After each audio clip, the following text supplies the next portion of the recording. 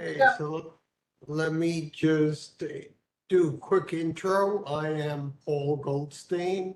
I am Chair of the Waterfront Parks and Cultural Committee. Welcome to our September meeting. I hope you all had a nice summer. And we have a few items on today's agenda. And since Andrew is going to chair the meeting, as he usually does, let me throw it over to him and also thank Onage for everything he does for the committee. Okay, but I'm going to be here on the video link. Thank you. Thanks, Paul, and welcome everyone. I'll echo Paul's comments. I hope that everyone had a great summer. Welcome to the September Waterfront Parks and Cultural Committee meeting. We have a solid agenda. The first item being the estuarium in Hudson River Park. We're joined by Noreen Doyle, Robert Atterbury, and team. I'll allow you to do all the intros and ask you to kick it off. Great, I'll start. Hi, I'm Noreen Doyle. I'm the president of the Hudson River Park Trust. It's nice to see some of you again and some of you for the first time. We have been here before on this project, so the purpose of this meeting is to give you an update on some refinements sort of to the exterior that we've made, but primarily and excitingly to take you inside to start exploring some of the concepts that we have with respect to all things fish and the science, the educational content. We have a number of colleagues here from our design team and from our staff, both our river project team and Kate O'Malley next to me, who's our chief architect and who's running this project as a project manager from within the trust. Rather than introducing everybody here, I'm going to ask people as they speak to introduce themselves. And there's a variety of us who can answer all kinds of questions. I guess we can go to the next slide. Yeah. I can't see because there are team members who are going to be presenting, and I'm hoping that they're already on. Yes, we have Ryan Schutze and we have Steve. Carrie, we have Tina, we have Steve Yes. Steve, He's yes. dangerous. Yes. and Is there Ryan. Jessica? Jessica. Jessica's good. Ryan, maybe. I don't think we have, did you say Ryan? Ryan. Oh, There's Carrie, Jessica, Steve, and Tina. So Okay, well, Steve will carry the day. I just think I just emailed too. Okay, well, we have a few slides before that. Again, I pretty much just described today's goals. We want to recap where we've been, give you some updates, and then really take you inside and show you our progress there. For starters, I think that everyone here mostly knows that the estuarium project is core to our mission at Hudson River Park. Hudson River Park was created with a 400-acre estuarine sanctuary. It is part of the rationale for why we exist at all. And importantly, the predecessor concept for the estuarium is the river project, the original river project that began right here in Tribeca on Pier 26. So as far back as our 1995 concept and financial plan on the left-hand side of the front cover, and then the pictures next to it show the old building on Pier 26 before we rebuilt it as a park. But this concept of a place where river science and river education can come together right here in Tribeca has been core to our mission, and it's been an important project for us from forever. The goal is for it to be a world-class science and education facility where we can showcase all of the work we do with respect to teaching people about why the river, why our sanctuary is such a critical natural resource. It's a way for us to demonstrate and bring together so many aspects of our mission with respect to environmental education, research, stewardship, and frankly, something that we all talk about. It's a small building in plan, but it's a building that will punch above its weight in terms of the impact that we think it can make for New York City, school children, regular, visitors to the park, and tourists alike. Next. And obviously the story begins here in Tribeca because this is where the original river project was. But in addition, a variety of the places that we've built in the last few years, the science playground, the tide deck at the western end of Pier 26, the research dock at Pier 26, are all places that are already participating in educating people about the sanctuary, where we are doing research and where children are discovering that the Hudson River is an incredibly important environmental resource. By the way, sorry, Brian's not on. Okay, okay. Next slide. Okay, so I'm going to ask Carrie Roble, I believe Carrie or Regina, some combination of the two of them from our River Project team to take it over from me. Sure. Thank you, Noreen. Hi, everyone. I'm Carrie. I'm VP of Estuarine Education with the park. We really just wanted to also root the project in all that we've accomplished to date, but also the legacy of the River Project, which Noreen was speaking to. So many of you know that we are a leader in environmental education. And also in the last 5 years, we've invested a lot of energy in growing our science in research programming. And so we've installed 35 million oysters. 20 million of those are in the waters just north of Pier 26. And collectively, our now staff of 10 full-time people, we are reaching 30,000 students, members of the general public each year through about 500 affordable, accessible environmental education programs. And so much of that work is rooted in sharing the biodiversity that relies on our river. And so our wet lab to date and all of the work that has transpired in there as a field station, as an education site, as an opportunity to tell the story of the Hudson River has certainly gone in to inform the design and many of the features that we'll be talking about today. Hand it over to Kate. Sorry, I'm Kate O'Malley. I'm project managing this Just need to speak up so that. for the trust. Here we're just reiterating the high level goals that we developed at the beginning of the project, working with Carrie and her team, and also when we had our preliminary meetings with the community. This reiterates a lot of what was just said, but that the goals for educational programming and exhibits and to support ongoing scientific research and monitoring, and really just prioritize education programs. Next slide, please. In terms of design, we're looking for something that's new and exciting and full of surprise and delight, which is a phrase that we've been using a lot, but we want to maintain the existing wet labs authenticity. We think that's something that's really characteristic of the space. And we're looking to make something that's part of the park and part of the tide deck, and that's quality contextual. Next slide. So this is the plan that we showed you when we were here last time. There have been some small adjustments that we'll speak to in a minute, but just as a reminder of what the spaces in the building are. The building is elevated because of the flood zone, but in the front of the building, we have a gallery space, which is full of aquatic exhibits. We're going to go through those in detail later. We have a classroom on the bottom left-hand side of the screen. That's something that was informed a lot by the classroom that we have at Pier 57, so it's been sort of ground truth. And then another key space is on the bottom right-hand side, which is the lab space, which will support the work, sort of the research and scientific work that the team is doing and enable us to do maybe more of that. And then in green, we have a bunch of back of house spaces, a modest staff space, and some other support items. Next slide, please. These are the renderings we showed you last time. They were a little bit preliminary, but we have a modest scale building.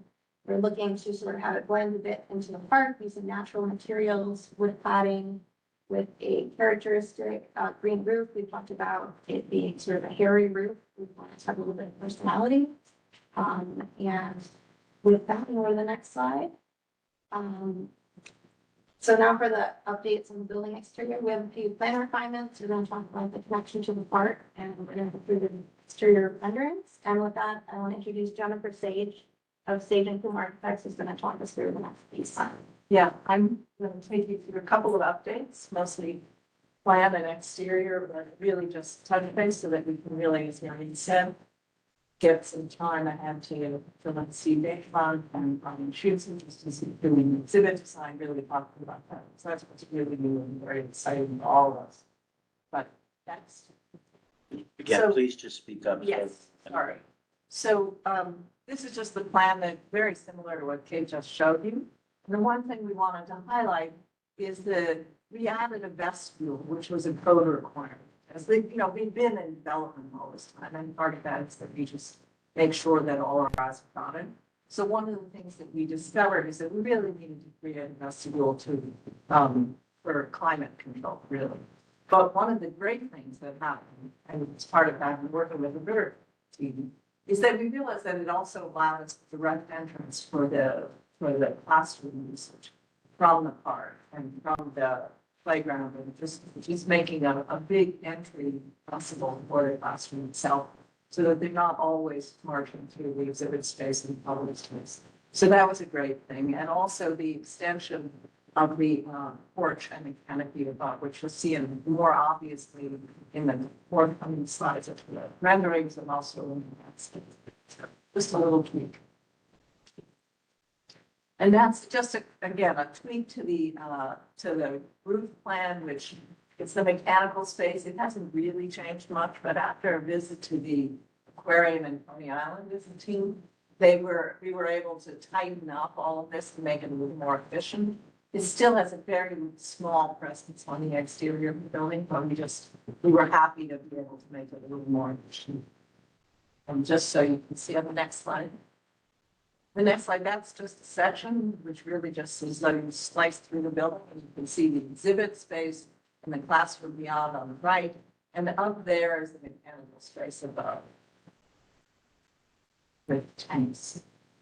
Next. And just an update on the landscape plan. So the landscape plan is really to show you how it's working. It's still, the pathways are still very much connected to the park, both south and north. And we've been able to expand the porch and the sort of deck right outside the building itself. Yes. Then that's just an image a little bit outdated of the landscape itself, looking from the air, I guess, and the planting and the view to get a sense of the porch. And what hasn't been updated is just that direct entrance into the this rendering of the classroom. Next. That's an updated rendering of just the view from a little bit south, looking back at the porch and the exhibit space. And that's views of both from south and beyond, of looking at the sort of south and northwest, I guess. Just of the building and the entrance facade and the classroom on the and then that's a view from the west side, from the approach, really. And this is something we had talked to you about the last time, developing the sort of skin and giving the building a little bit of an identity. We're still working with the trust to sort of refine this, but we're really interested in giving sending a signal about what this building is about without, going crazy. Because it is a very different side, but what we've sketched on the elevation there is really the full figure of the estuary. And so we think that's secret little message that people can get to know. They really should know how big it is to understand, but it's pretty exciting. So we're working on how to represent it in the form of that facade, the building itself.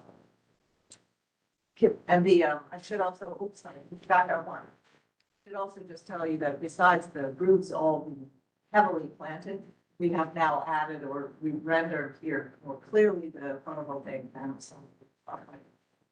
So we're very excited about that, to really send the message of resilience and sustainability that this building is so much about. Next. And I think with that, I'm going to pass this to Steve. Steve, is there any other? Right. Or Brian. Brian starting with Brian Schutze with Space House Design, who's leading the effort on the exhibit design. I think Brian might be having trouble um, getting access. Can you hear me okay? This is Steve Dangermond. Yes, we can. So I think until, Brian, sorry, go ahead. If you need Brian to jump in, I believe we just made him a panelist. All right. Well, while he's get connected, I can maybe speak for him. Or can you hear me now? There he is. There he is. Okay, sorry. And if you can't see me, I'm the most handsome person in the entire world. So just to put it out there. My name is Brian. You saved me, Brian. I was about to butcher your whole section. So Yeah, well, my name's Steve Dangermond. And anyway, I'm Brian Schutze. Space House is the exhibit designer. We're working with the team on developing the messaging, educational content, conservation messages, et cetera. But what you're seeing on screen is how we typically start an exhibit, which is a series of sort of bubble diagrams. The biggest what is the big idea for when you leave this experience, you should know that surprising animals depend on the Hudson estuary's dynamic habitats. And the experience is a go behind the scenes to discover the diverse animals and habitats of the Hudson estuary. And the purpose is really to raise awareness about the Hudson estuary ecosystem, its animals, and sparking concern for this urban environment. Very important. Next slide. So part of the investigation, we did a deep dive at the river project and really got a sense of the DNA of that project. But we also went to the New York Aquarium that Jennifer mentioned. And although this is quite a bit bigger, all the components that are part of that are the same that will be taken during the estuarium. In other words, the pumps, the filters, any kind of system for control, maintenance, lighting, access, all those things were looked at when we went to the New York Aquarium. And that was a chance for facilities, educators, and Maureen to really get a sense of what it takes to operate a building of this nature. Next slide.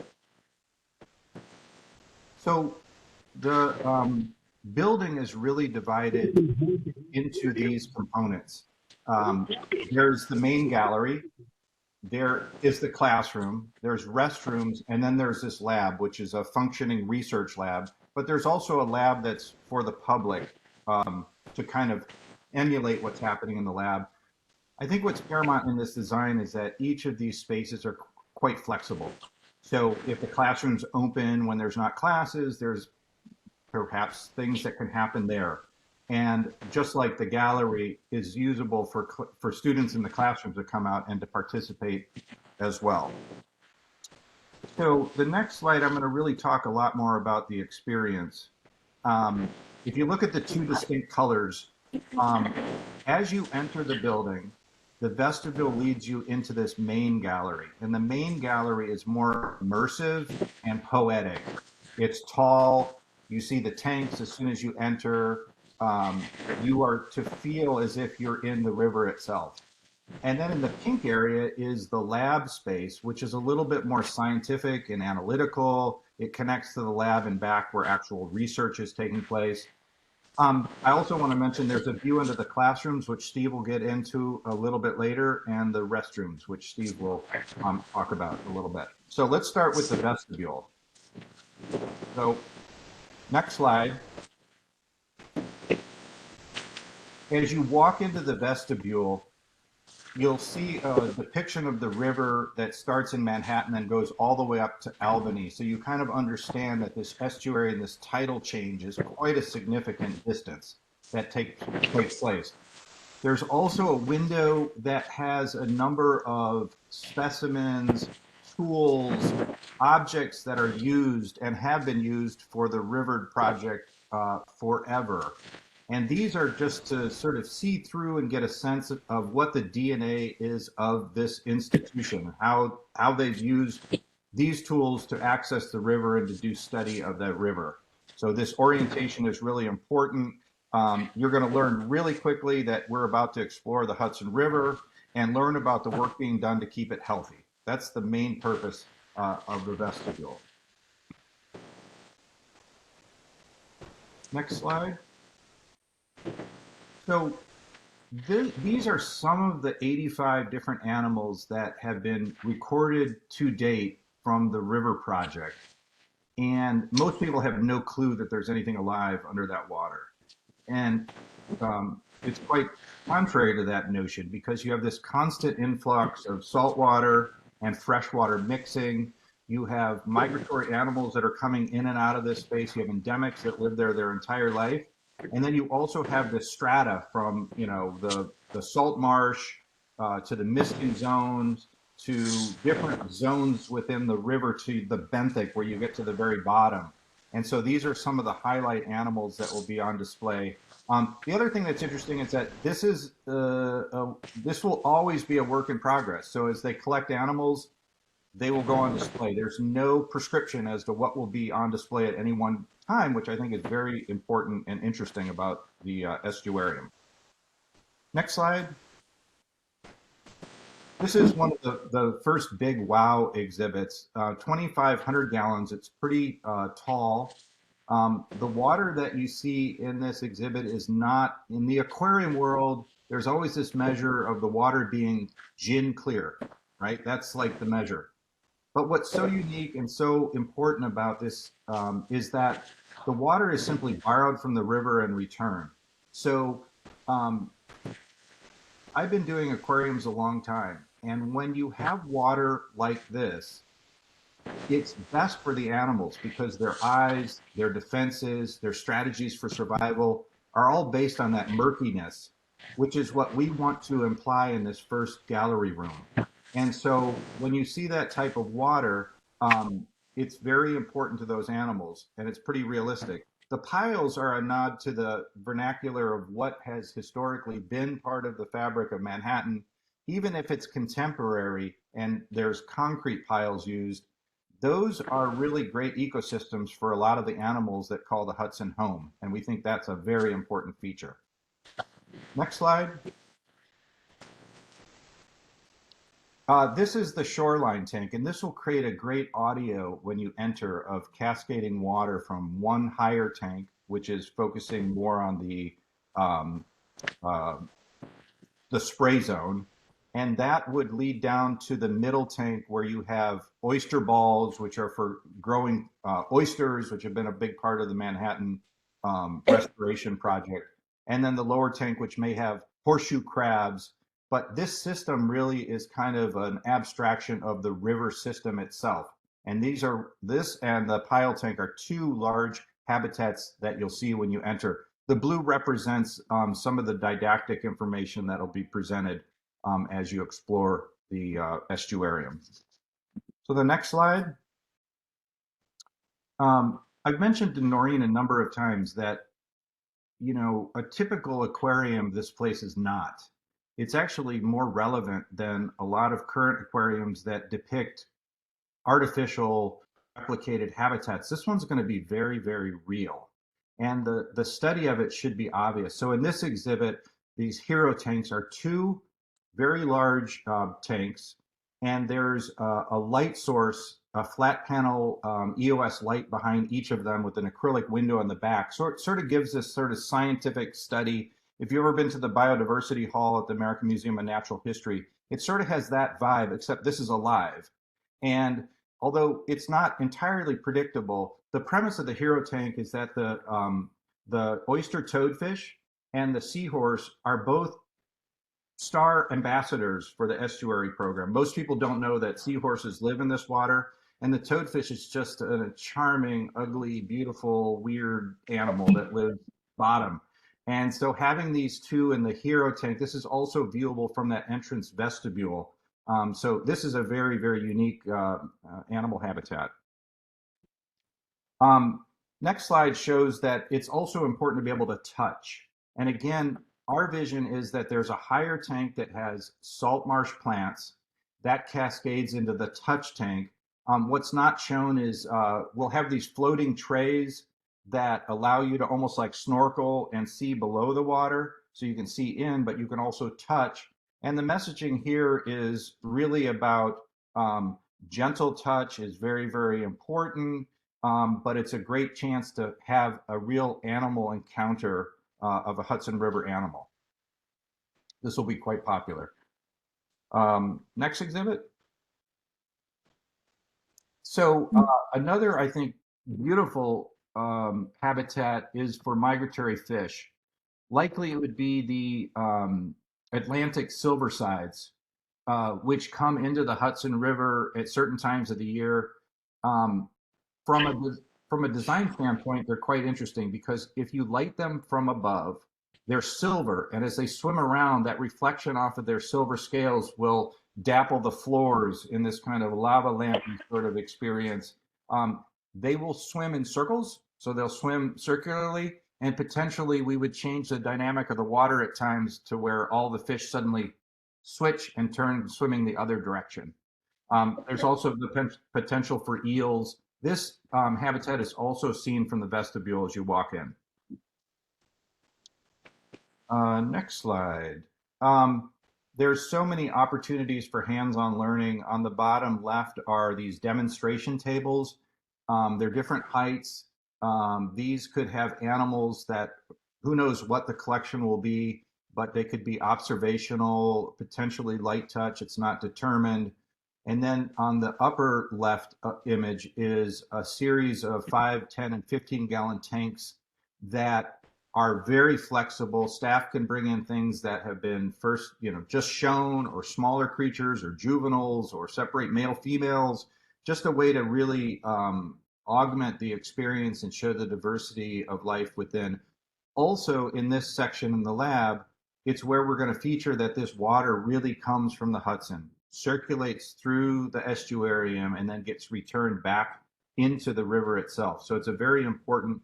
And then the other thing is that there's a window, maybe it's on the next slide. There's a window behind this experience looking into the actual working lab. So we're putting things in the foreground so that if it's not occupied, it's still an interesting view.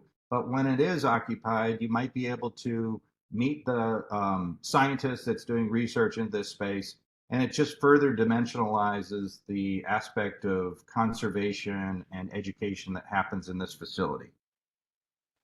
With that, I think I'm going to turn it over to Steve. Thank you, Brian. This is Steve Dangermond with EHDD Architecture. We've been working with Sage and Coombe on the design of the building. We're also bringing expertise in the aquarium systems.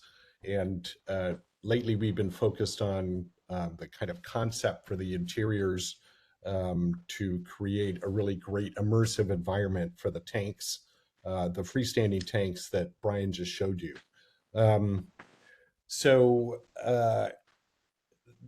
We've called this concept diving in, and the idea is that we're creating a very immersive environment that feels very unique and not like anywhere else, with the tank standing in it. And we want to make a kind of a great place that really feels like you've arrived somewhere, but also not detract from the beautiful tanks that are standing in the center of the different spaces. So this concept image depicts in a very general way the idea for the main space in the building, which will be a kind of graphic treatment on the upper walls of the space with a fairly high ceiling with a very good acoustic treatment. And the idea is to create this kind of sort of murky feeling that really echoes the estuary and the Hudson River itself. And we're kind of looking at ways to do a lenticular effect so that as you move through the space, the graphics that are up high will change in very subtle ways. And it kind of reflects the way that the Hudson River moves in both directions, depending on the tidal flow, and will create that kind of change in experience, even in what's not a tremendously large space. Next, please. So we've started with this kind of color story that's based on the river itself, from kind of shimmering river surface colors up high down to more murky greens and golds down low. And as Brian said, the tanks are going to show the river water the way that it really is. So I think that you'll get this kind of connection between the green color palette of the river and the estuary, and the space that you're in. Next, please. Also with the materials, of course, we want to be very mindful not only of having very durable, corrosion resistant, long lasting, resilient materials. There will be, a lot of school kids coming through this place. And we want to make it easily maintained and cost effective, but also sustainable. We're looking at different materials, especially for acoustic treatments that can be made from biological materials, but also recycled content such as recycled plastics and so forth. Next, please. We're also being mindful that the interior of this place, especially in the afternoon, will be visible from the esplanade. And so we're thinking that this color palette and the graphic treatment, especially on the high back wall of the main space, will be very evocative and kind of surprising from the park itself. Next, please. So here's another view of the main gallery with the kind of graphic treatment up above and the acoustic treatment at the ceiling. We're looking at we have to have a topping slab, concrete slab in this space. So we're looking at a concrete treatment for the floors that'll be very durable, that actually incorporates oyster shells into the mix. And so you'll get a real feeling of the kind of river bottom as you walk through the space. The gallery walls will be some kind of a textured wood treatment with the graphics behind. And we want to create a system where graphics over time can be changed if the trust would like, and kind of keep the space fresh with new graphics over time. Next, please. Here's another view then of that idea of the kind of dynamic super graphics, which would mostly be up high in the space, allowing the lower areas of the space to have interpretive graphics and different treatments that the trust can do themselves. Next, please. Looking back towards the river, we think this is a place, you're going to have these big, beautiful windows with view of the river and New Jersey kind of in the distance. And we're thinking this is a good place to also have interpretive displays that talk about the relationship of the river and people's impact and relation to the estuary. Next, please. And in the lower area, which is the learning lab that Brian talked about, we'll have a kind of a lower ceiling, a more intimate feel in there, but it'll have, instead of that kind of murky graphic effect, it'll be more scientific, for lack of a better word, and a kind of a cleaner color palette, and we'll emphasize the different artifacts and the smaller tanks that are within this space and the view into the lab beyond. Next, please. The classroom will be very kind of no nonsense, very usable on all the surfaces. We're thinking that there's a system of storage cabinets that allow for coat storage and backpack storage, but also educational materials storage. And then that will all be behind doors that will have magnetic and surfaces that you can write on. And then again, this kind of organic acoustic treatment at the ceiling to keep noise levels low. Next, please. And then we're thinking the restrooms are a good opportunity for a real pop of color. So extending that same color palette, but with some deeply saturated greens and very strong colors. So it helps enhance that element of surprise, even when you go in to use the restroom. I think this last slide, so this kind of shows all of those spaces together and the kind of harmony of that color palette amongst the different public spaces and gives you a sense of how we think the space is going to feel when it's all done.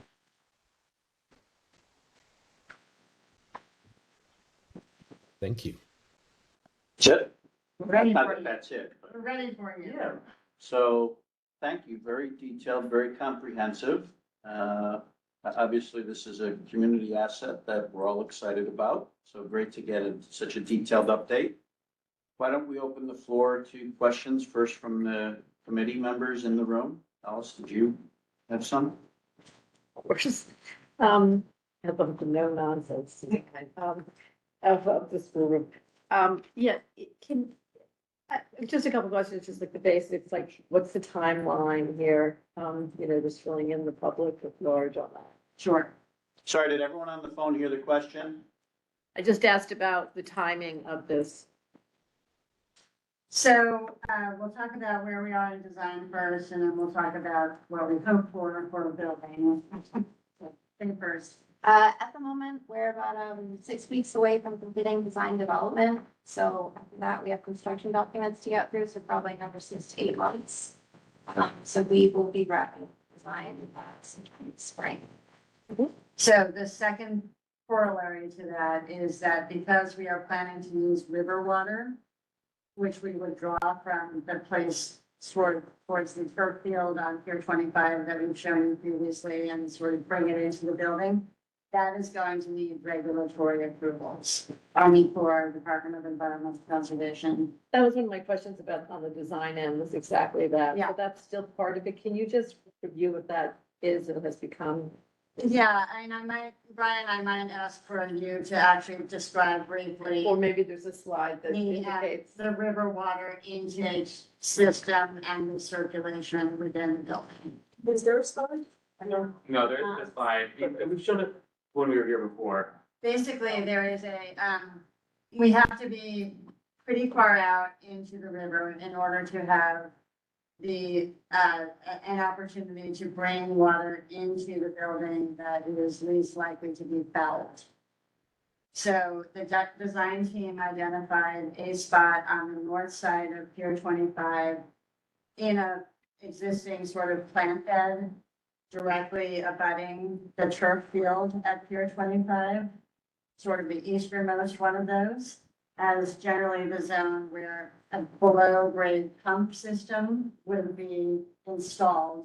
And where our team, and we saw this in action out at Coney Island, there's a constant effort to clean the filters and other things like that. It's done by hand for the most part. So, and we already do it at the wet lab at Pier 40 right now. Carrie and her team are familiar with this. But, the pieces of garbage, Yeah, sure. CSOs, other things like that, we're gonna need to make sure those filters are cleaned regularly.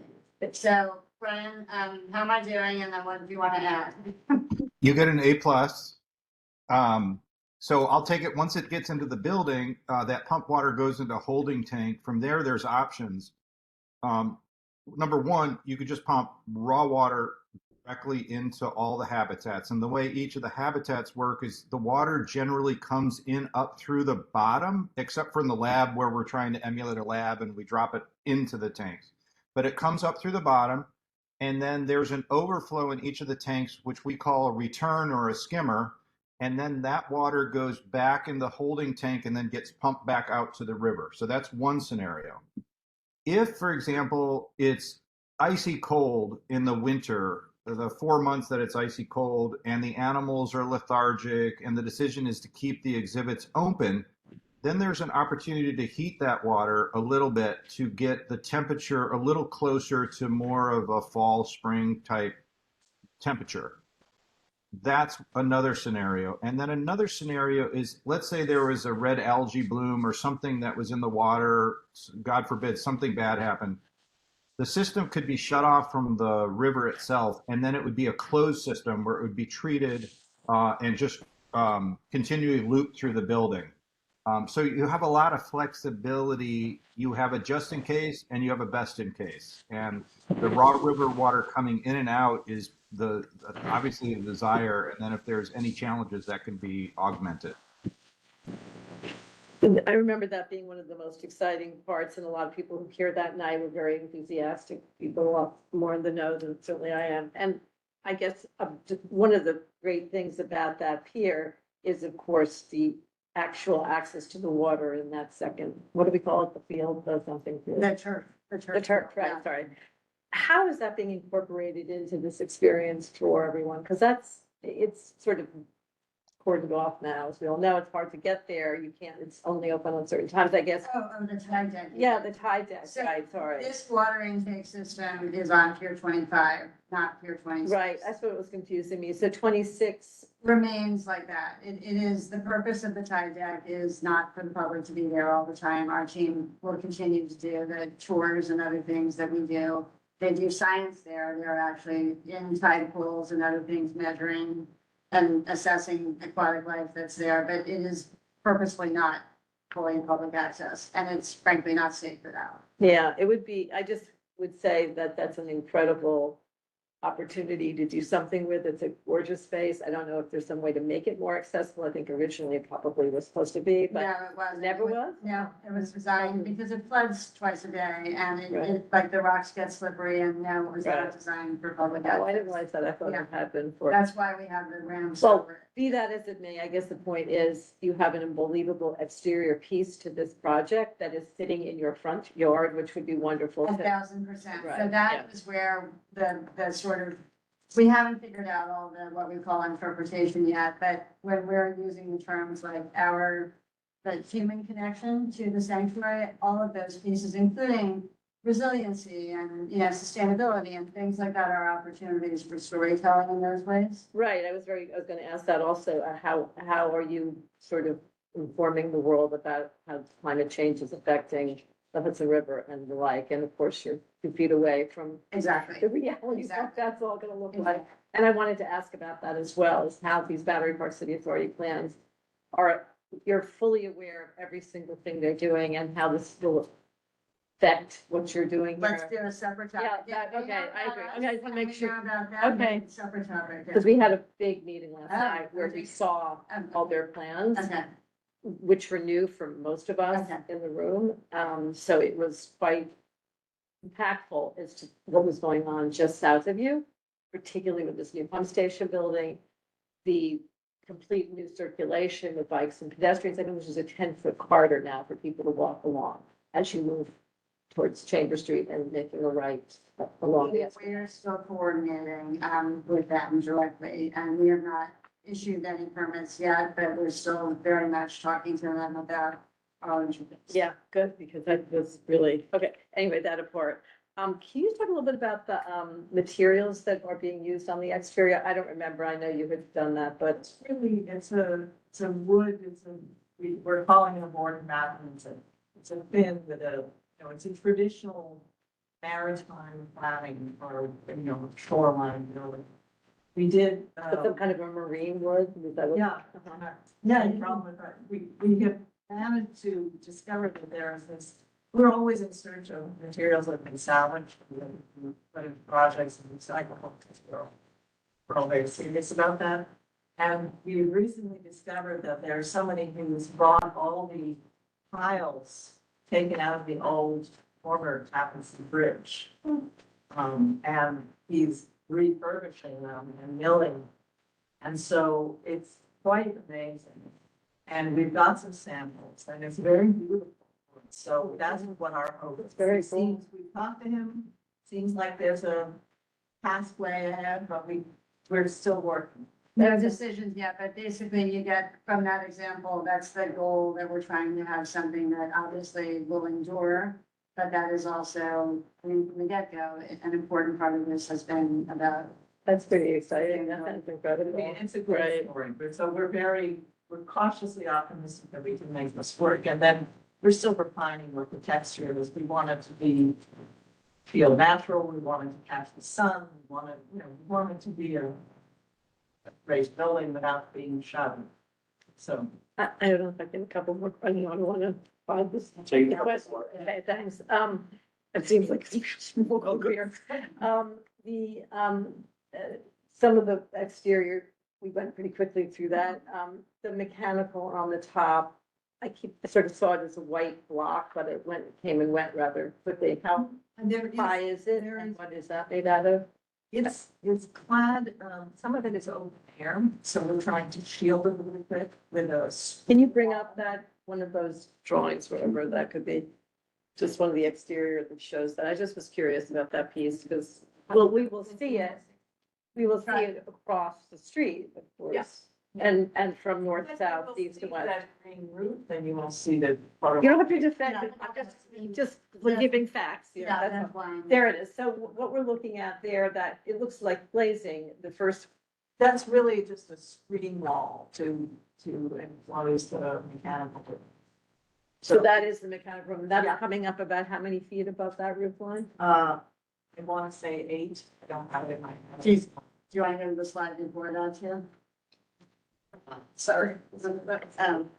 And is there any signage on that? I remember there was a whole discussion about the signage on We're that. still working with. You are. Roston. There's going Yeah. to need to be signage. We have not frankly really turned to signage yet because we're trying to get the building, the form. Yeah, actually stop there. That's actually pretty good. That, yeah, those are great. Perfect. Because that's another question I had about the trees, but the signage, you'll come back to the. Once we figure out, you know, what, where, but right now, I mean, it's gonna need a name and, you know, We're there's gonna get gotta after. be some signs that say opening hours and other things like that, so it's gonna need some signs. So is the idea now that you'll come in from that wonderful playground to the right in that very mini 45 square foot or whatever it was, tiny little vestibule? Is that the idea? Kids? Yeah. You're going to No. class. That Oh. is, so Carrie and Tina can speak to this more, but we organize school visits by public school kids and others that come in a huge group at once, and they've got their kid energy, and they're like bouncing off the walls and whatever, and it is a helpful thing for them to be able to bring that group of kids, perhaps that's been to the playground first, you know, into sort of the classroom space directly. The general public is more likely to normally enter through the vestibule area that Brian was talking about. Is the idea that they eat lunch, the idea of that food prep room? That's for fish food. So no eating, so there's no. We're not devoting space to lunch and other things No, like okay, I that. was curious about that. We learned in the course of this that actually it is a wise thing to have a separate zone because of the fish smell that could potentially just. Deter appetite.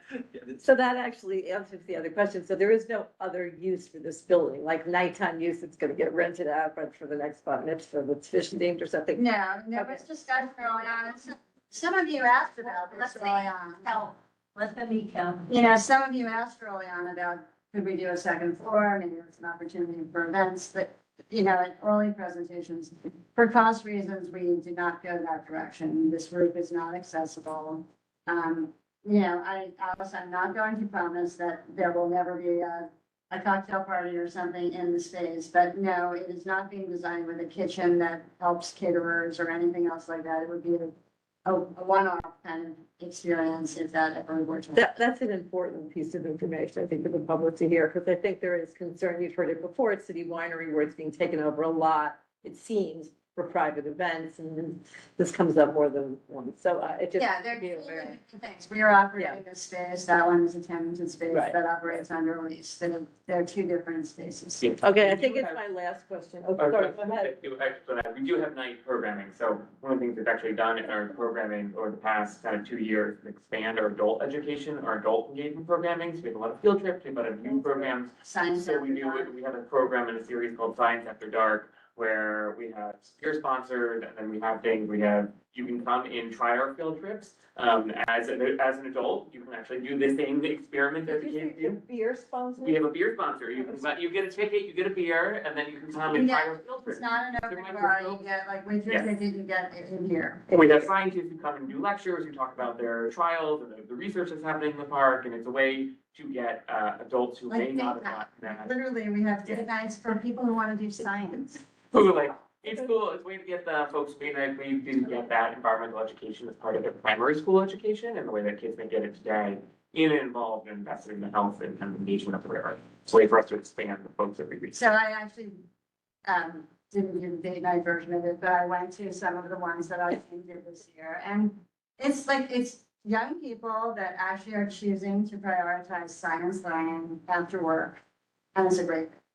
I know one of the things we talked about, I think it's terrific, and I think it would be great to see how this new center, or, you know, whatever you want to call it, estuarium, will integrate itself a little bit with what's around it, including Governor's Island and the new climate center. I wonder if it someday with that, you know, that famous ferry Yes. request, could actually have ferries that go from the city core spot all the way to Governor's I Island. think once it's in operation, I think there'll be a lot of interest in that. I mean, Carrie and Tina both here. I tell you all about, we have 31 just this year at university and other science partnerships going separate from all the public school programming and general public programming. We are doing so many partnerships at so many levels. I think this is, because of its location, it's going to be a natural connector place for everybody, to your point, Alice. Great. If I Yes, please, if you're. It was quick, sorry, I'm sure you covered this, my brain's just moving very slowly. So people are entering through the vestibule, and where exactly is the vestibule in the Astoria? Yeah. northeast, There's two. north. But there's two, there's kind of a main vestibule. We'll pull up the plan again, so you can see So it. there's a main vestibule, which is Oh, sorry. on the north side there, and then there's a smaller secondary vestibule. Most people will be entering through the north vestibule, which is what we will see as the main entrance when it's kind of, if it's an open gallery, hours or something like that, that won't be open, the other one probably won't be. Smaller one for field trips, it's a side entrance, if you're going directly in and out of an event in the classroom and not passing through there, maybe we'll use it. But the main goal is to have folks use the main vestibule. Got it. And so all the entering is happening on the west side. Yeah. Yes. Yeah, yeah, off the Esplanade. Eric? Actually, I'm gonna piggyback on Justice. So there's only two exits or entrances, right? The one on the left. Public. Public, oh, okay, but then there's another one for, like, I'm thinking. We have a service area, which is that one to the north, see the little doors in green. Oh, okay. Great. So Okay. our team is gonna need to get to that second Okay. floor space. To be able to, the mechanical space, and to be able to get to. The trash cans there. Great, let's think. All that real stuff. Yeah, keep it functioning. My question is about the rainwater. Will you be collecting it? Because I know there's a green roof, so you'll probably need to water it. Yeah, so if you go 3 slides, I think past this one, back to the sort of landscape setting. We will, Matthews Nielsen is our landscape team, and they do have an idea of collecting. Yeah, the roof will hold a lot of water. We will be guiding it off the roof as well to feed the planting beds there. So we're working with them to figure out exactly how much water we're likely to get off it. It doesn't always, you know, it holds it pretty well up at the roof level, so you're not really sure how much will then make it off the roof. But we want that taken care of, and we'd ideally like to feed the planting beds for us. Okay, so it would be guided into. That's the goal. Okay, but then, so there would be no storage of it. No, Okay, not a rain. not rainwater. And then, Maybe it's just, maybe, modestly for sort of educational purposes, like we haven't talked with the design team about that, but basically the group will sort of hopefully capture its own water that it needs. Excess will be guided to the plant beds surrounding the building, and then if there's excess, you know, then maybe there's a rainwater. So you can incorporate any other educational tools to sort of teach people about how the building works and how we're supplementing our sustainable strategies and so on. and then my last question is, you showed the section, a lab section. I mean, not for kids, right? This would be, I'm thinking grad students, or would it have the amenities that they need? I'm thinking, you know, certain types of sinks and. Yeah, Carrie, I'm Yeah. gonna ask you to talk about the lab, like what you currently do with what kinds of equipment and how this works with what your program does. Sure. So at Hudson River Park, we have a few projects that we run internally. We're able to collect water samples, obviously at a much higher frequency than some of our partner groups. So we have strength in processing samples around pathogens. We're part of the Citizen Water Quality Testing Program. We also have equipment that's helping us to look at environmental DNA. So a PCR machine, we're able to actually sequence DNA from a water sample to look at what fish are in that sample. Many of these projects would continue. We also, of course, have the historic and ongoing fish ecology survey that Kathy Drew started in 1988. And with that, again, all the fish you see in the tanks are from that survey, and we speak to the research around those fish species. But beyond just the parks projects around water quality, microplastics, essentially the impacts of our CSOs on our local waterways, the biodiversity that lives in it, we also would be welcoming in faculty and student projects. So we have this visiting scholar program that's already up and running. We share what assets, what instruments we have for then faculty members in the region to use that data or those instruments to further their research. And we collaborate on providing access and helping to streamline these projects so that we can advance knowledge for the estuarine sanctuary. So the lab would be an extension of these assets that the park has, and we would be kind of working folks into our visiting scholar program and helping them to leverage these resources under the support of our team. Okay, thank you. Any questions online? No? I have a couple quick Yeah, ones. are you going? No, no, no. Go ahead. Can you go back to the section of the, showing the two floors that in color, I'm not sure where that's found.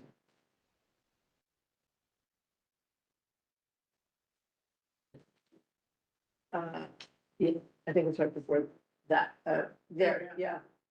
So, could you, so I didn't realize level 1, level 2, so what is going on level 2? It's really just the mechanical space. I'm sorry? It's the mechanical space. So, the BOH. Back of house. Back of house interior, okay, I'm sorry, I shouldn't. So that is. Okay. It's not a first one. There are, yeah, so that gives you the sense of it, when Yeah, go ahead. there are the Coney Island site visit, I mean, obviously, that's a vastly smaller scale, but there are so many sort of machines that are involved in this water system, as well as traditional, even that, HVAC systems. Basically, that's the purpose of that space. Tanks. Pumps. And you have as many water exhibit tanks as you can get in there. It seems like a lot of circulation and a lot of space, like for, It's packed. extremely, it's Yeah, packed. yeah. In fact, one of the advantages of the trip to 29 is that we were able, the entire team was able to rethink a little bit and tighten it up. Oh, that's cool. So we're more convinced by it now than ever. But so Alice, just like, one of the things that we saw is you have to pull, filter thing out like this, right? So you need room without backing Yeah, up to the next that one and circular whatever, right? It needs some space to be able to do these operations there. So last question, in the site plan, are you adding trees? How is the tree cover out in that area? And how will they survive? It's obviously very hot this summer because. So we've got Sydney Nielsen. And I know you can't do better, right? We picked the right species. But there is ability to plant the number of trees we're seeing on that site plan. This is, the site plan for here is probably not the same thing as Sydney's planting plan. So we can show you the planting plan with Sydney at some point. That would be fabulous. These, Yeah. we've used, she's designed Tribeca, Little Island. She knows what lives here, what doesn't live here. She knows the challenges of salt spray and. Yeah, and I wasn't questioning the ability to get the right tree. I just was wondering, will there be many more trees as is indicated, because it is a little hot in that playground and in that area. And I was curious if that's part of the plan. Right now, we've been talking to cities about putting in some trees on the south side as you enter between the fish and our building. And that's the obvious place, but I think she's still trying to figure out really what what it's done poorly and what will survive, because that would be much better than not survive, so.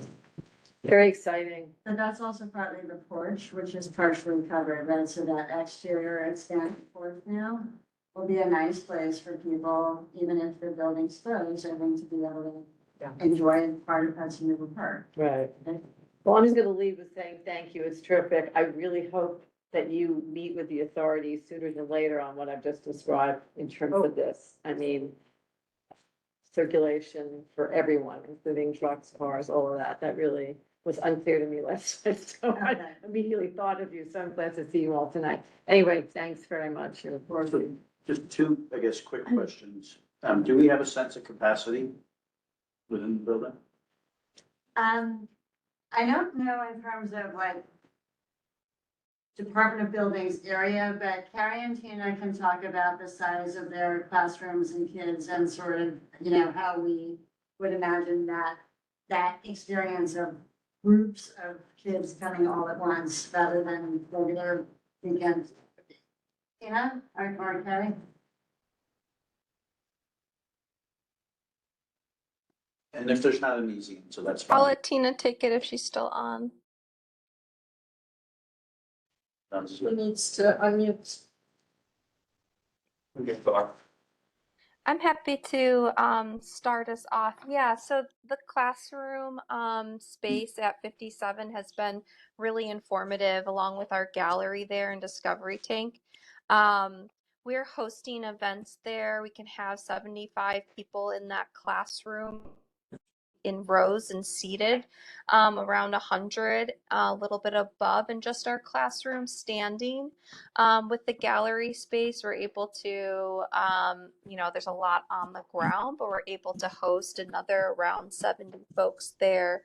But ultimately, we're seeing how the versatility of these spaces, the option to close a wall, open a wall, can allow for just the variety of programming that we do, both field trips and public programming, allow for a larger event, but also allow for us to still reach these classes through our field trips.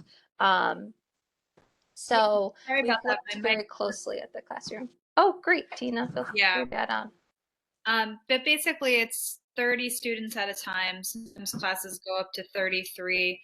For a site like this, we're looking to have one class at a time inside the estuarium, and then we might strategically pair with a group so that one class is in the playground while the other class is inside the building, and then they would swap. So that's probably the maximum in terms of numbers of students. And as Carrie said, when you get to that like 75 people for a lecture, it feels like a very full room at that point, because you have to account for the furniture and other areas for people to sit. So for some of those Science After Dark events, depending on the theme, anywhere from 30 to 75 people would be kind of what we would target for those. Got it, thank you. And then if I followed the presentation correctly, the reference to graphics seemed to be primarily the interior. I'm by no means advocating, but I'm curious, have you looked at graphics possibly for any of the exterior? Well, we are looking at it for the side that faces the city, because that is really where we need some messaging, which is not immediately visible. And it's really on the more public side of it's, between the bike lane and IA. Right. And by graphics, I don't necessarily mean signage.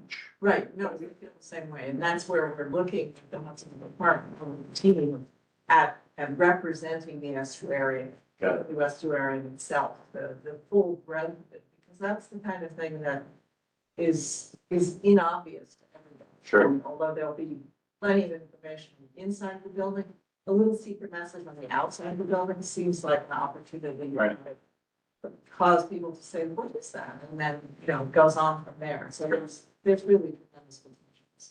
And then I think, we don't call it signage, but either an interpretive or like if we want to be able to say lecture about whatever today, having a place considered in advance rather than like a sign stuck, Sure.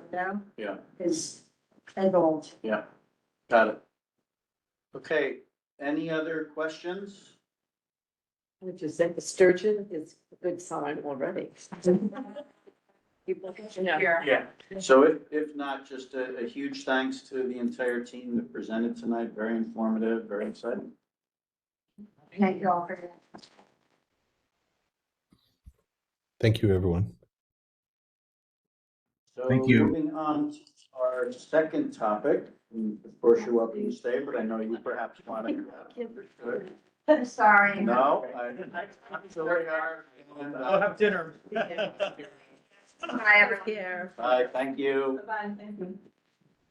So our second topic, hope I'm pronouncing this correctly, BizFest NYC. We are joined, I believe we're joined by two folks, Bill Bowers, co-founder, and Becky Baumwall, producer of BizFest NYC. Great, let's turn it over to you. This seems like the place to sit. Is this on? Yeah. Please, just please make sure you speak. But you have slides, then maybe you could stand where the slides are, so we're all facing that way. Okay, except for you. I'm good, I look this way. Okay. But we need to speak towards the. Oh, got it. Okay, Yeah. so then, great. Hi, everyone. Hi, I'm Becky. I am a co-founder and executive producer of BizFest NYC. And I'm an artist. I run a theater company called Broken Box Mime.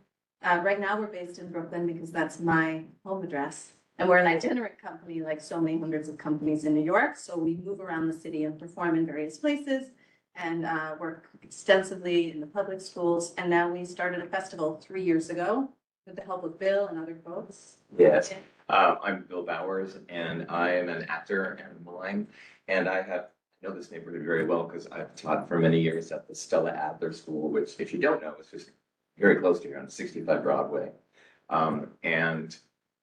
3 years ago, we had the opportunity, after Becky and I met, and we had an interest in starting a physical theater festival, of which New York has never had one that we know of. In fact, there's only one other festival in the United States. It's in Chicago. And so we had an idea about starting that, and we spoke with the Stella Adler administration, and they were interested in expanding to a center of the arts. And so they invited us to start the festival there, and it's been a wonderful space for us and continues growing, and we're about to start our third season. Yeah, so the idea of coming here was to introduce ourselves to you because we're in your district. Say hello, share what we're in need of, see what you're in need of, and if there's any ways to partner, and just really walk out knowing that you know that we exist and we're your neighbors. Okay, yeah, next slide. You didn't yet? Well, Did you know that? Did you know there was a Stella Adler School of Well, in that's- 2020, they have the new space. We moved Oh. in and Still then about a year. COVID. Yeah. So it's an incredibly beautiful space with a number of theaters, and there was an interest very early on about making it a center for the arts. It was before the Perlman Center opened, and not that we would be competing with Perlman in any way, but it is a viable performance space for workshops and performance. It's across from the Whole Foods. 65 Broadway? Literally across from Whole Foods. And Printemps and really, that's Yeah. amazing that we've none of us. have- Yeah. But you? Yeah. Because you guys were really out there. Yeah. Yeah. And that's one of the things that has been exciting about this festival, is it's brought so many people into this neighborhood that have never maybe come here in the evening, for one thing, and also didn't even know that performing center was So there. so this is a theater, but this is a theater festival, you think that will be the first of its kind in this country, like Edinburgh or Edmonton? It's a little different because the idea, yes, this physical theater festival focuses on what we call physical theater, which is any kind of performance that focuses on the body. So that means Bill and I both have made careers as mimes. You didn't think it was possible, but it is. We're talking tonight because we're off duty. That's mime, clown, buto, Indian classical dance, street dance, dance theater. A lot in the US, physical theater is sort of this term that exists that doesn't exist in other countries because in the US, we're so language based. When we study Shakespeare, it's an English class. Like we're based on the playwright. That's lovely, but also it means that all kinds of performing arts that are more embodied have been kind of put to the exterior. Art as produced, honestly, in lots of larger venues. So this festival kind of lifts up a lot of artists that are what I would call a mix of downtown artists and people who are working in other productions, but for whom this type of art form is their career and their love. And we're giving that a little bit of space because there isn't really a place for people to come together and exchange that type of art. Yeah, hit it. Wait, go back. That's this. So, okay, we're introducing who we are and then our needs and the collaboration. No, we said it. Okay, great. Yes. Those are all photos from our show. Bill Irwin came to our first festival, which was really fun. You might know him as Mr. Noodle from Sesame Street or a million Broadway and TV shows. Okay, so first of all, it's 10 days, January, that's okay, January 8th to 10th. We are at the theater at that time, honestly, because they're on break. So we get the space for free, which is why this festival could even happen. And they're on the second floor of 65 Broadway. There are 4 black box theaters. Each can seat maybe 35 to 45 people. So for 10 days, we fill it totally with shows, workshops, performances, panels, and community free events, events for kids, etc. And it's in January. The reason why I say it was in January, and that's why we do it then, because we were wondering if that was the right time because of Jan Arts. I don't know if you know of Jan Arts, which is a consortium of all the January arts festivals in New York City. It's Radar, you know, the end of the Radar Festival. There's a Lincoln Center Jazz Festival. There's a festival at your art center. There are about 12 or 13 festivals. CAP, American Association for Performers and Presenters, has an annual. Exactly. Yeah. And that's like a marketplace for performing arts. So we are during this like very, very busy time that people from around the country and around the world come to New York to buy and sell shows and also see performing arts. And that Jan Arts Consortium that we're now a part of is also funded and supported by the mayor's office. We're community led, which means that when we started this festival, we had an open house and invited everyone we know that does physical theater and self-defines that way. We had 80 people in person and 60 online, and we asked them what kind of festival we wanted, and we based it off of that. And meaning based it off of that, we recorded all of their information and what they wanted, and then we designed it in the image of those people. So we have a 6-person curating team instead of a single person. We also, fellow applicants that apply to be a part of the festival can adjudicate each other's applications, so it really feels like a community spirit in the festival, as opposed to, I think Bill and I have encountered in the performing arts, there's a lot of gatekeeping of institutions kind of holding, can you come in the door or out as a performing artist, and we wanted it to feel very different from that. We're a CB1 neighbor, that's what we wanted to make sure you knew, down at Stella Adler, and we have about 240 artists represented every year. So that's in design, stage management, performance, everything. There are 5 to 7 events every day. Like I said, we kind of chose between doing the model that there's one other physical theater festival, it's in Chicago. They have 6 performances and they fully invest in those 6. We had so much interest of doing this that we decided to take a different tack and say, let's just fill the rooms. We're going to curate it, make it fantastic, but also make it, give space to as many people as possible. Next slide. That's us. Look, that's me writing, the calendar. There's Bill. That's like, it used to be a bank building. It's the American Express building. Yes. To be. Yes. So we have that cool window in our rehearsal room. Here's some audiences. The festival is super intergenerational, which has been really special. And this, yeah, a lot of these artists are just kind of have been making and pushing their own work in different silos around the city, and this brings everyone together. That's our schedule. We instituted the day of rest last year so that the producers wouldn't go crazy. Yeah, great. Next slide. Okay, our needs, and curious if this, these are our needs that we're bringing to kind of everyone that we talked to about the festival. So this is to see if you have any ideas and also introduce where we're at right now. One is audiences and attendees. So there were 1,600 people that came last year that were issued tickets to both free and ticketed events. The shows are all $20. The workshops are all $30, and that's a set rate across the board. If a kid comes, it's less. I forget what price we did for that. And then there are some free events. Every panel discussion is free, and we have like a free kids day that they came and had workshops. Yeah, we want more people to know about it. Our shows were not sold out. Some were sold out, let's say about half. Small houses. We want the neighborhood to know, and we want them to be able to take advantage of this downtown art scene coming the most downtown that we can. Yeah, there's not a lot like it in the city, and we want our neighbors to know about it. We are looking for fundraising support. We've done this festival, about half of it is in-kind labor at this point. The budget's $35,000 the first 2 years, which is nuts, and because a lot of people are volunteering their time. So we want to get it up to the 60K that we know we need, and maybe 80, we had our druthers. But it's a humongous labor that a lot of people are supporting with their time and energy.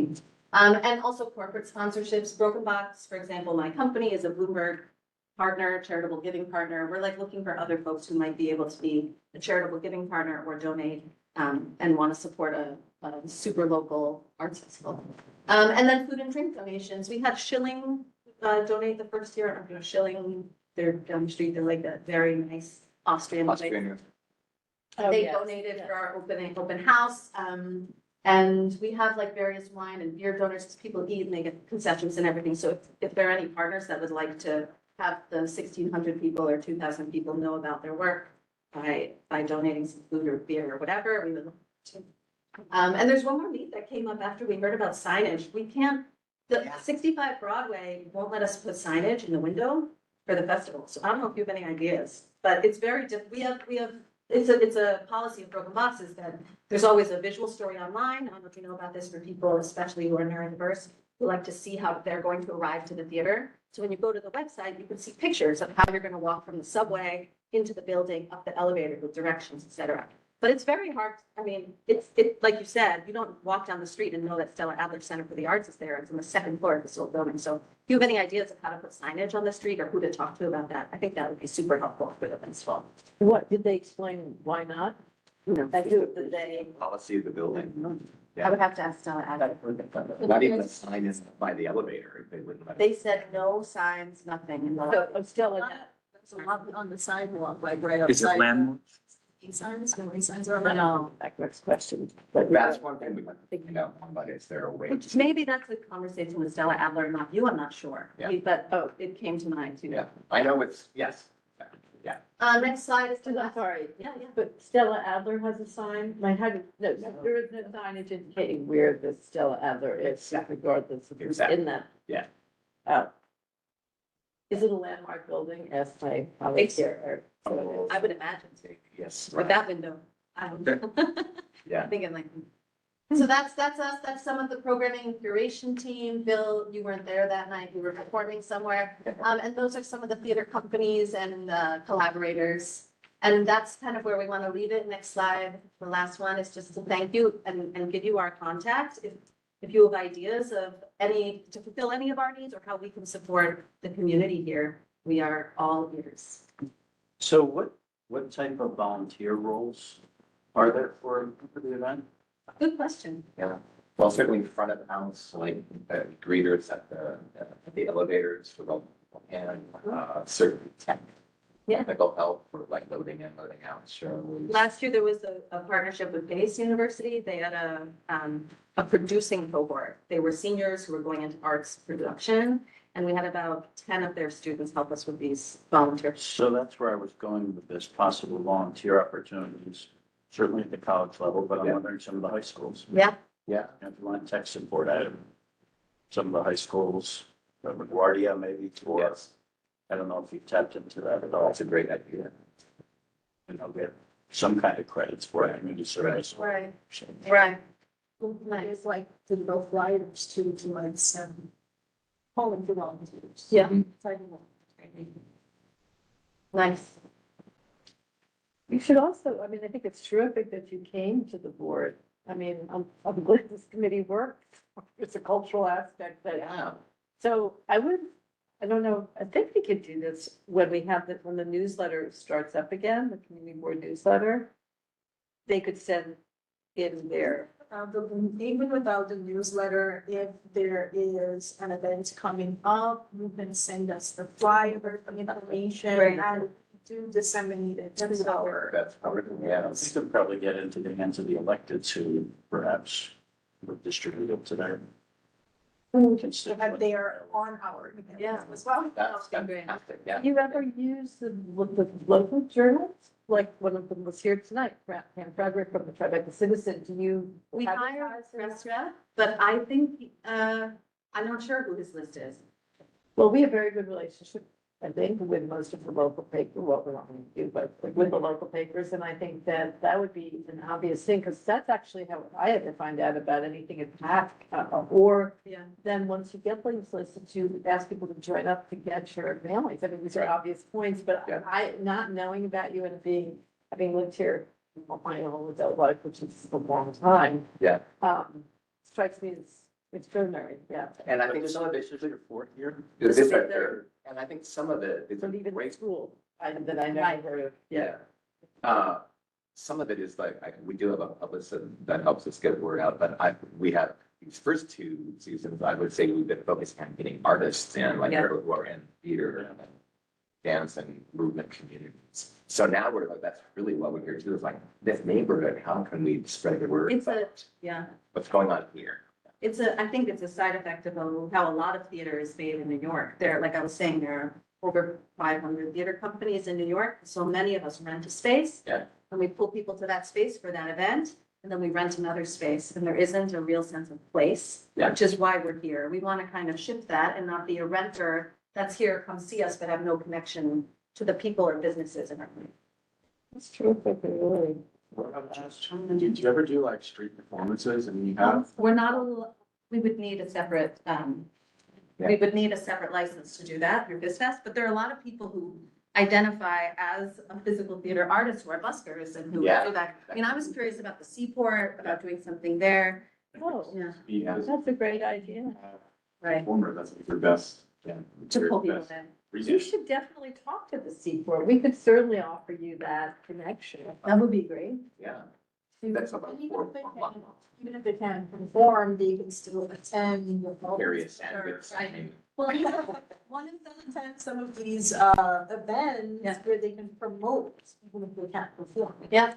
One of the highlights I should mention too is with physical theater, you're seeing performing arts, storytelling based that often has no or little language, which is also great for different diaspora who live in the neighborhood, for people who are new to the country, families that have mixed languages in the family that can come together to a performing arts event.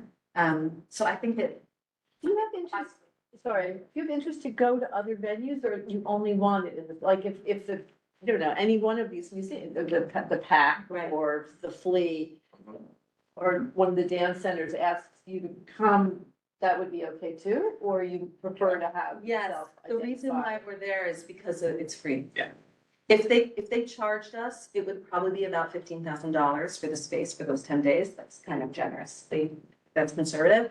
And right now, we're just paying the labor, really. The model is that the people performing get 100% of their box office, which is kind of unusual, but again, this is like a community-based thing. So they get 100% of box office, and the money we raise goes to the labor of us as the producers and the technicians, ASL interpreters. So you're looking just for support for this 10-day festival? That's right. Okay, But the point you bring up is interesting, because we have talked about the idea of like satellite performances, like you mentioned, Southport or South Street Seaport, or could we do a satellite thing at PAC from them to invite people into this festival when it's happening? Governors. Yeah. Governors. Yeah, it is in January. That's the problem. The satellite. Yeah, like, yeah. out here, Yeah. you know, you might not want to. Any questions online? No? Any other I questions? will just suggest that the group reach out to the Downtown Alliance, who could possibly help with the owners of buildings and signage. And they also do publicizing of programs and events downtown. That's a great Thank idea. you. Yeah.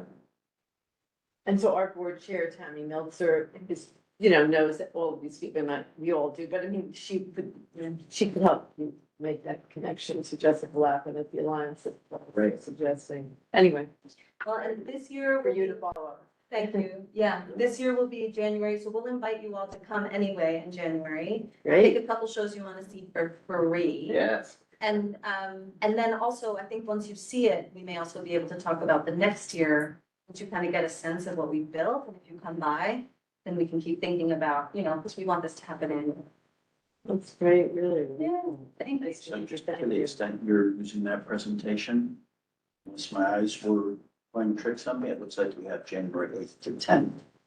Then I wrote it wrong. It's 8th to 18th. And this, Thank you. Oh, this is the, oh. right on the present, because I was trying to Thank figure out how to you. get to days. Bill, you didn't. I might have. It is. Oh, Thank my- you. Wow. Andrew, this is. Evil eye. Doesn't miss a thing. Great, thank you for. Thanks so much for. Exciting. So much. Thank you. Cool. All right. So I think that is it for the agenda, correct? It's for me. Oh, sorry. You have two other. I was thinking of another Almost fourth, can't. item four's been postponed. Okay, right. Yeah, I knew we had a third. Do we have a document to work from or? There's no, I just want to say there's no urgency on this, that's, not. So what is, Paul, I'll defer to you here. How do you want to handle the discussion of this? The district needs. There's a document which I would suggest is going to be difficult to work via the screen. I think can we push this to October and maybe circulate this and try and gather some comments ahead of time? Or at least give people a chance to think about it ahead of time? Yes, people should review this before we discuss it. That would be my suggestion if everyone's okay with that. That sounds fine. But just remember the next time, we had it printed out last night, we still didn't get to it. It'd be tough not to. Yeah, for the screen. So can we distribute this to the committee ahead of time and just ask people to please take a few minutes to review it and come prepared to discuss? And I know you're gonna be doing this for other committees as well, but a Yeah. bit of homework. Okay, then Paul, I think that is it. We okay to adjourn? It's good job. Great, thank you. Good to see you. Good night, everyone. Thanks a lot. Hey, guys. Have a good evening.